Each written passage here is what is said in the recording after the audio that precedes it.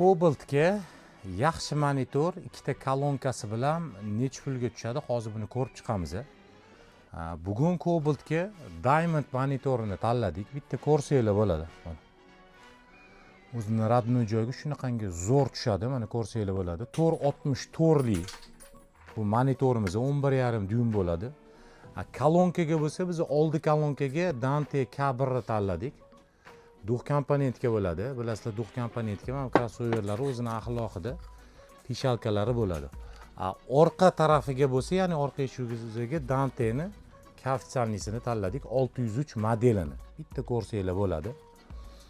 Xo'p, Cobalt ko'pincha rulida pulti bo'lmaydi. Bunga ham xavotirga o'rin yo'q. Monitor qo'yganinglarda bitta mana bunaqa pult qo'yib yuborasizlar.